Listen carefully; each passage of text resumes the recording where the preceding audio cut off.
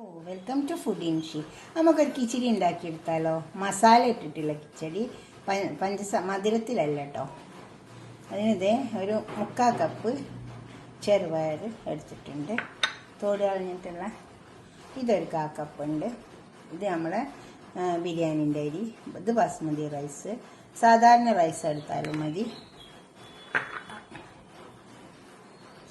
ഇതെല്ലാം ചേർക്കാം. ഇതിൽ കുറച്ച് മസാല ഒക്കെ ചേർക്കാം. പരിപ്പ് അടുപ്പത്തേക്ക് വെക്കാം.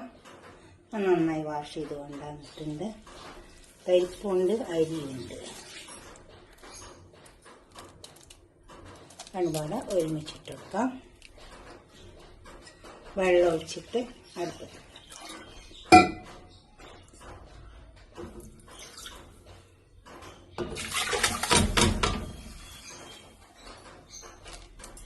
ഇത് വേവട്ടെ. നന്നായി വെന്തെടുക്കണം.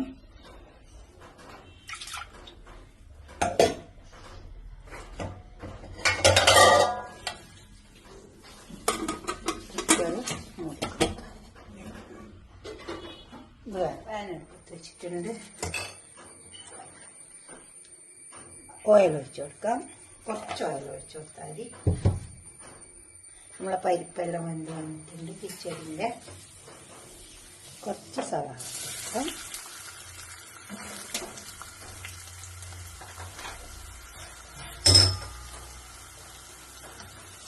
സവാള ഒന്ന് നോക്കണം.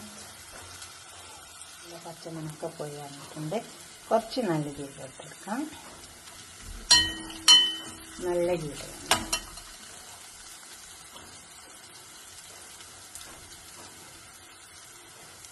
കാശ്മീരി മുളകിൻ്റെ പൊടി, മഞ്ഞൾ, മുളകിൻ്റെ പൊടി, മുളക്, പച്ചമുളക് ചേർത്താക്കി അരിഞ്ഞെടുക്കാണ്. ഇതിലിങ്ങനെ നന്നായി ഒന്ന് ഈ എണ്ണ നമ്മൾ ഒഴിച്ച എണ്ണയില്ലേ, അതിങ്ങനെ തെളിഞ്ഞ് വരും. നല്ലൊരു മണം വരും. തന്നെ നല്ല മണമുണ്ട്. തീ വളരെ സ്ലോയിൽ വെച്ചാൽ മതി. തീരെ സ്ലോയിൽ വെക്കണം. അപ്പോൾ അല്ലെങ്കിൽ ഈ മുളകൊക്കെ കരിഞ്ഞു പോകും.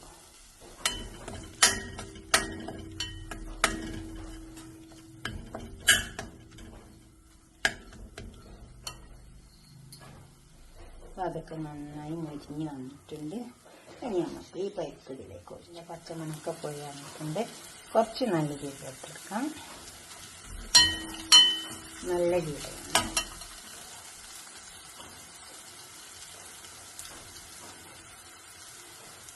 കാശ്മീരി മുളകിൻ്റെ പൊടി, മഞ്ഞൾ, മുളകിൻ്റെ പൊടി, മുളക്, പച്ചമുളക് ചേർത്താക്കി അരിഞ്ഞെടുക്കാണ്. ഇതിലിങ്ങനെ നന്നായി ഒന്ന് ഈ എണ്ണ നമ്മൾ ഒഴിച്ച എണ്ണയില്ലേ, അതിങ്ങനെ തെളിഞ്ഞ് വരും. നല്ലൊരു മണം വരും. തന്നെ നല്ല മണമുണ്ട്.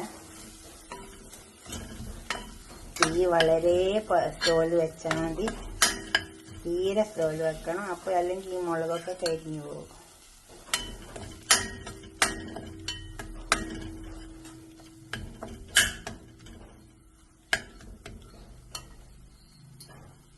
അപ്പോൾ അതൊക്കെ നന്നായി മൊരിഞ്ഞ് വന്നിട്ടുണ്ട്. ഇനി നമുക്ക് ഈ പരിപ്പ് ഇതിലേക്ക് ഒഴിച്ച് കായിട്ട് കൊടുക്കാം.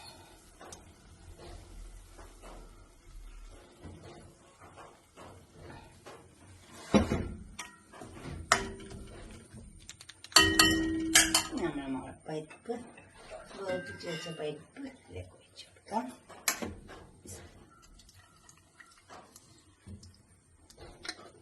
ഇനി ഇതിലേക്ക് വെള്ളത്തിൻ്റെ ആവശ്യം വരുവാണെങ്കിൽ പച്ചവെള്ളം ഒഴിച്ച് കൊടുക്കരുത്, ചൂടുവെള്ളം ഒഴിച്ച് കൊടുക്കാം. നന്നായി ഇളക്കി ചേർക്കുക.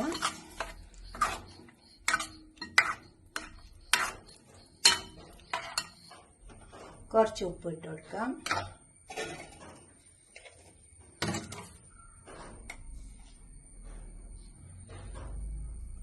ഇവിടെ കുറച്ച് തക്കാളി കൂടി നമുക്ക് നന്നായി വാട്ടിയിട്ട് വെച്ചിട്ടുണ്ട്. തക്കാളി കൊടുക്കാം. ഈ തക്കാളി നമുക്ക് ആ മസാല ഇട്ടിട്ട് തന്നെ ഇട്ട് കൊടുക്കാം.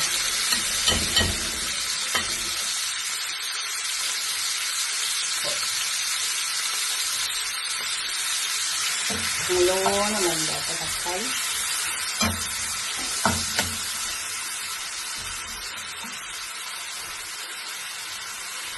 സവാള മൂത്ത് വന്നിട്ടുണ്ട്.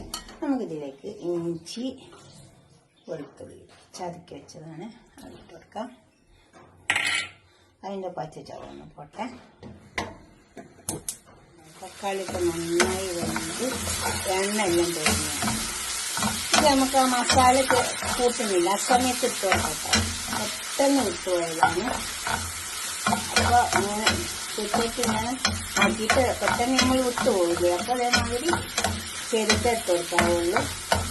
അങ്ങനെ തന്നെ മുറിച്ചിട്ട് കൊടുക്കരുത്, ഇതുപോലെ ചെറുതിട്ട് കൊടുത്താൽ മതി. നമുക്കിത് കഴിച്ചിട്ട് ഒഴിച്ച് വെക്കാം.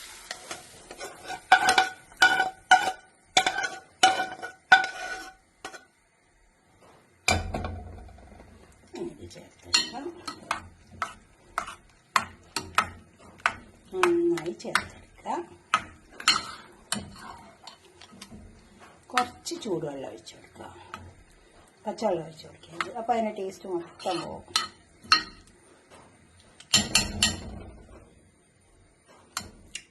ഉപ്പും ഈ തക്കാളിയൊക്കെ ഇട്ടപ്പോൾ പുളിപ്പൊക്കെ കണക്കാം. കുറച്ച് ചൂടുവെള്ളം ഒഴിച്ചു കൊടുക്കാം.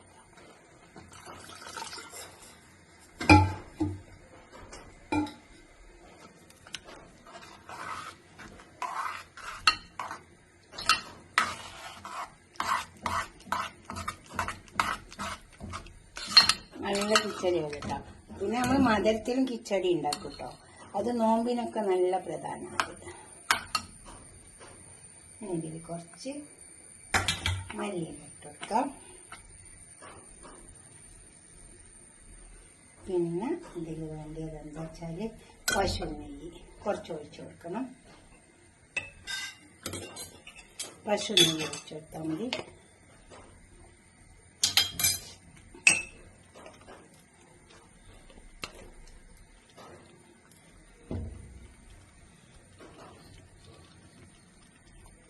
പശു നെയ്യ് ഒഴിച്ചെടുക്കുക.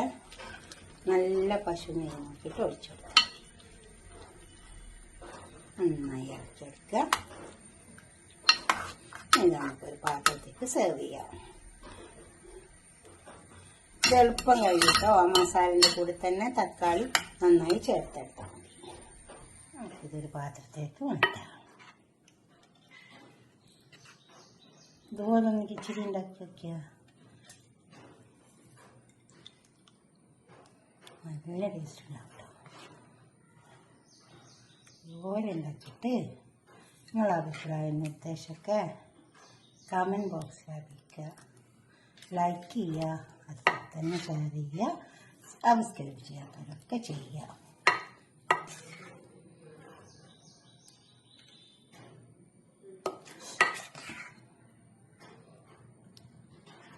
പശു നെയ്യ് നിർബന്ധമാണ് ലാസ്റ്റിൽ കഴിക്കുന്ന സമയത്ത്. ഓക്കെ, അടുത്തൊരു വീഡിയോ ആയിട്ട് നമുക്ക് പിന്നെ കാണാം. ബൈ.